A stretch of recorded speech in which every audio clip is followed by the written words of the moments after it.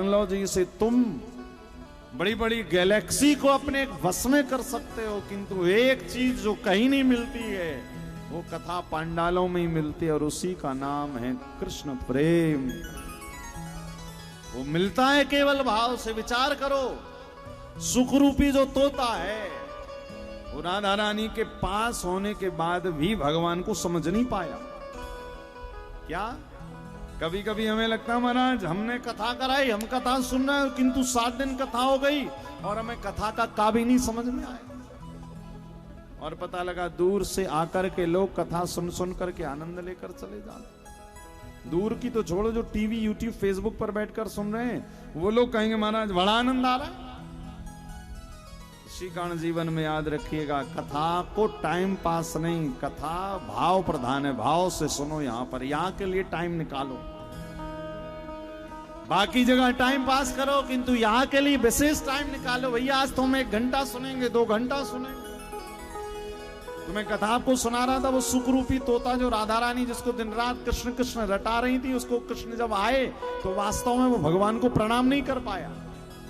कभी कभी हमारे जीवन में भी होता है, हमने खूब भागवत सुनी, खूब राम कथा सुनी, खूब मंदिर गए, और कभी कभी महाराज परमात्मा किसी भिखारी के रूप में, कोढ़ी के रूप में, रोगी के रूप में, गाय के रूप में हमारे पास आए तो हम कहेंगे नहीं, हम इनकी सेवा नहीं करेंगे, और मंदिर में लगे जल चढ़ाने के। इसी कारण याद रखिएगा, कथा कीर्तन भागवत क्या देती है?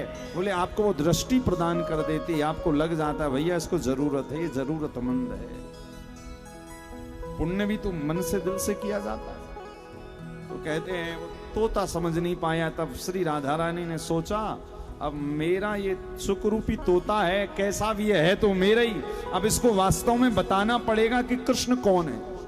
मैं तो इसको बता नहीं पाई, तो राधा रानी ने क्या किया, उस सुखरूपी तोते को, हमारा भारतवर्ष धन्य है जहां पर हमारे त्रिपुरारी बर्फ के रूप में प्रकट होते हैं, अमरनाथ, उसी अमरनाथ की गुफा में सुखरूपी तोते को एक अंडे के रूप में राधा रानी ने जन्म दे दिया। अब अंडा गिरा कहां पर? अमरनाथ की गुफा में। अब जब गिरा तो वहां पर कहते हैं कि अमरनाथ में कौन बैठे? महादेव। और महादेव का एक ही काम है। क्या काम है? क्या काम है महादेव का? बोले बस राम राम रटते रहते हैं। बगल में पार्वती जी बैठ जाती, कथा सुनाने लगते हैं। और क्या कथा सुनाते हैं? केवल राम जी की, कभी कन्हैया जी।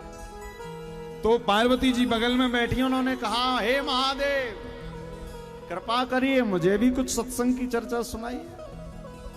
तो महादेव ने कहा नहीं पार्वती, कथा सुनने के लिए जरा कुछ नियम अपनाने पड़ते हैं। अच्छा देखो, जैसे हम लोग भी कथा सुन रहे हैं यहाँ पर बसमत में, तो नियम तो बहुत सारे हैं, वैसे तो देखे जाएं। क्या नियम है? बोले महाराज कोई कहता फलाहार करके सुनो, कोई कहता है फलाहार करके सुनो, कोई कहता फुलाहार करके सुनो। फलाहार और फुलाहार दोनों चीज है कि नहीं?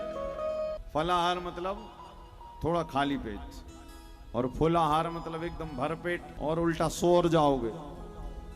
अच्छा एक और बात बताऊं मैं आपको, कहीं नींद आए ना आए, किंतु जैसे ही कथा में आते हैं नींद इतनी बढ़िया आती है महाराज, इसका कोई हिसाब। आती है, ये बिल्कुल पक्की बात है। कथा में जाओ और नींद आए ना, ऐसा हो नहीं सकता। निद्रा देवी का और कथा का बड़ा गहरा संबंध है।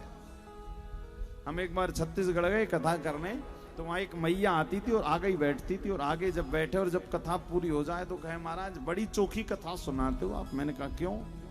बोले बताएंगे बाद में। दूसरे दिन मैंने कहा, बोले महाराज बड़ी चोखी कथा रही आज की। हमने कहा क्यों? तो बोले बता दे आज। हमने कहा बताओ। बोले आपकी कथा में नींद बढ़िया आती है। हमने कहा चलो कोई बात नहीं, नींद आ रही? बोले बहुत अच्छी नींद आ रही, 2 दिन से इतना फ्रेश महसूस कर रही हूँ। तो हमने कहा घर में नहीं सोती हूँ? बोले घर में क्या करें, पोते हैं, नाती और सबसे बड़ी बहू है महाराज, वो सोने नहीं देती, इतना टेंशन देती है। घर में तो एसी लगे, डल्लब के गद्दे हैं, किंतु नींद नहीं। और हमने कहा कथा में? बोले कथा में बैठो और महाराज